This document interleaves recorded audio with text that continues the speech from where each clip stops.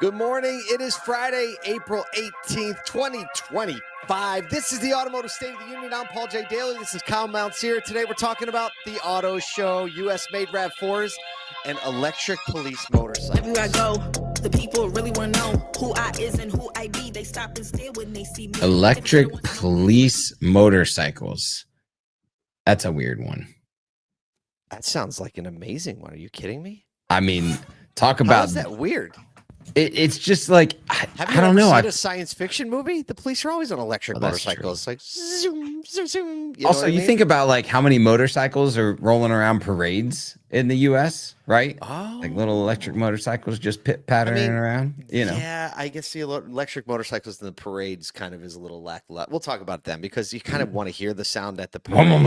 Yeah, right. Yeah, they just got big old speakers on them. Next day, we got a couple awesome things to talk about today. Number one, the agenda is live on asoducon.com. We're still adding to it, but there is so much on there. So here's what we want to do. Go to asoducon.com. Click on the agenda, look at detailed agenda, and you can start scrolling through day by day the list of detailed session information for all the topics that you're trying to work through, trying to figure out what you want to do. And you can also go to the speakers tab, I think, is really effective, and look at all the speakers that are there. That's exactly right. And the speakers and what sessions they're going to be doing, a little bit about them, get to know the speakers before you actually come. One of the ones that I'm most excited about is we've got Steve Greenfield hanging out with Chase Frazier, Bill Karras, and Brian Donnelly, all four investing significant dollars into the mobility tech ecosystem in auto, and like the reason for bringing net new software and technology into the industry right now. Like listening to the way those guys see the industry headed, the way tech is headed, talking probably AI and integration tech and all of that type of stuff. That's going to be a 45-minute conversation on day two. You're not going to want to miss.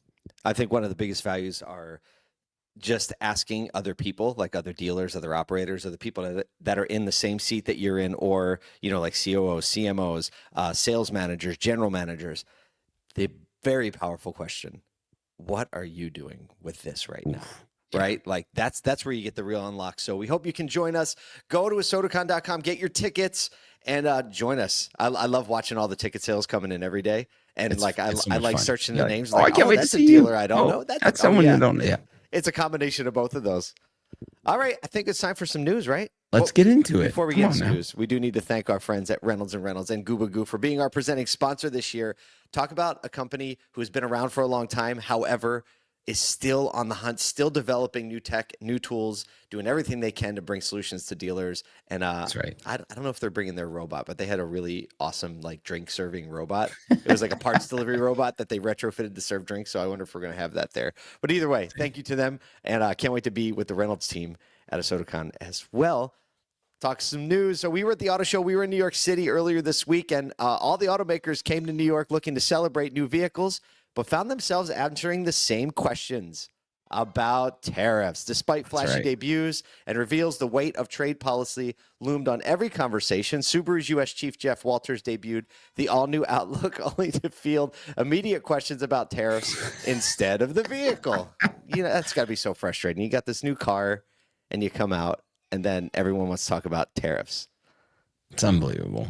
It is sad. Like, come on, people. We've been talking about it for too long. Like, let's get into the real thing. Nissan embraced the tension with a little tongue-in-cheek window decal that read, quote, "free from new tariffs" all over its U.S. built models. Super smart. Super smart. They also revealed plans to build 80% of their U.S. inventory domestically, up from 50%, citing flexibility amid tariff volatility. Tariffs dominated so many conference panels, with one moderator finally pausing and saying, "Ladies and gentlemen, the bar is open." And it was 10 a.m. Oh no! 10 a.m. bar open. You're really like that. I mean, it was tongue in cheek. Like, guys, are we going to talk about this all day? Let's just go to the bar and have a drink and get on with it. Yeah, this is it, we experienced it. We tried to move the conversation away from it as much as possible, but the entirety of the day on Tuesday at the NADAJD Power Auto Forum was filled with it, right? And it's just like it's a struggle. So yeah. I mean, they're not the only ones with a struggle right now, so that's kind of going all around. But consumers, the press is relentless too, right? They're like, yeah, off-road capabilities. Tell me about the tariffs. I don't know. Some great product coming out, though. One of the things that's coming from this right into our next story, Toyota reevaluating its production strategy as a result of the tariffs for the next-gen RAV4, looking at shifting production to U.S. manufacturing to hedge against the 25% import tariff and also currency swings. Toyota sold over 475,000 RAV4s in the U.S. last year. The most popular model in the whole lineup is this vehicle, making up 20% of its entire U.S. volume from this one vehicle. Originally, they were planning to export it from Japan and Canada.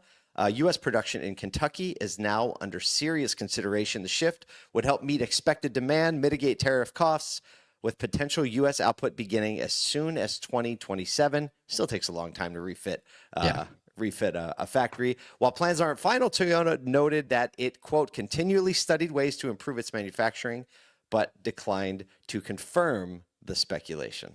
Yeah, I mean, the Toyota already has a ton of U.S. manufacturing, so it's not like this is a completely massive move that brings only one line into the U.S. They do a lot in the U.S. Obviously, you got to produce a lot when it comes to the RAV4 just because of the volume that they're able to put out every single year. But it's not going to surprise anybody that more and more manufacturers, especially over this 4-year political cycle, bring production stateside. And whether that's because of tariffs or other tax incentives that they may be getting to bring things stateside, you'll see a lot of this. I mean, I know that there's like an engine plant for Toyota out in Jackson, Tennessee, and all the employees love working for them. The city loves Toyota.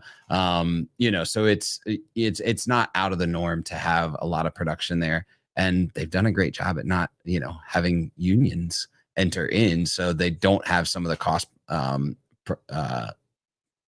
prohibitive stuff happening across their production. I think it's time where we talk about electric motorcycles. I know. That's all you want to waiting talk for about. this. That's the only reason I showed up this morning. LiveWire, the electric spinoff from Harley Davidson, we've talked about them a few times, is getting into the public service game with a new line of police spec electric motorcycles. You can see them at the link in our bio. The new fleet includes emergency lighting, sirens, and reinforced mounts tailored for urban patrol, motorcades, and event security. Benefits include low maintenance, silent operation, and instant torque. That's the real one, I think. Ideal for quick maneuvering through tight city traffic. Custom ride modes, regenerative braking, and one-handed operation aimed to reduce officer fatigue and improve shift efficiency. They can choose from a suite of configurations, reinforcing the model's flexibility and law enforcement rides. So there's so many things about this bike that are awesome. I remember talking to Rick Reichert about these LiveWire bikes because they're a Harley dealer. That's right. And so they also sell these LiveWire bikes. And he was just saying how amazing they are to ride because he's a serious rider. He's like, it's something different altogether. You can totally, I guess, just use your rational brain and realize the electrification of police fleets in general, aside from like charging. If charging like range is not an issue, electrification now, having driven an EV a lot, I mean, like, let's face it. Oftentimes I pull up next to a car, no matter what it is, and be like, I could beat you in a race, right? Right. I would think that, but electrification of a motorcycle, you think of the maneuverability. We were just in New York City. I think it's off the line. I can't tell you how many times we almost got smashed by like electric bikes that are now in the bike lane. Oh yeah, right? Because they're moving like fast and quiet, and you have a police bike doing this. However, the coolest thing about this whole article is when it says one-handed operation. Because all I can think of is like, I know this isn't the reality, and I'm sure we're not like firing weapons from a moving motorcycle, but maybe like in the video game. But you could if you wanted to. It's unbelievable. Yeah, I mean, even just like the pictures and the launch here is just not something that you would typically see from like, hey, we're making police vehicles now. Like, it's a cool thing. I actually imagine that you know, there are cities and states that have trouble hiring into the police force. Like, hey, That's a come really work good for the police insight. force. You get to drive an electric Right. bike, right? That's Yeah. that's a work perk right there. That really is a work perk. So I don't know. I'm trying to think. I'm like, do we know anyone that has a LiveWire motorcycle that we can get to a SodaCon? Oh, Because hey, if you know someone that has a LiveWire mic, hey, we can bring Yes. it right in. We'll throw that that's thing easy. Yeah, the cars are a little more complicated. The bikes, it's electric, no gas, no like safety issue. Like, okay, I think we need electric motorcycles at a SodaCon. We still got to get that Scugatti there. We do, and we were talking about like making the entrance from opposite ends of the stage on electric scooters one year. Well, Brian Or Benstock was supposed to bring us the just Honda flying in suitcase. from the rafters. One of the two, whichever you I want to know. do. I know. Might as well roll the outro music. Look, it's Friday. Everyone's got a lot to button up heading into a busy weekend. Whatever you do, make sure you take care of the people and go to asodacon.com. Look at some speakers and sessions, buy your ticket, and we're going to be there with you in just a little over 3 weeks.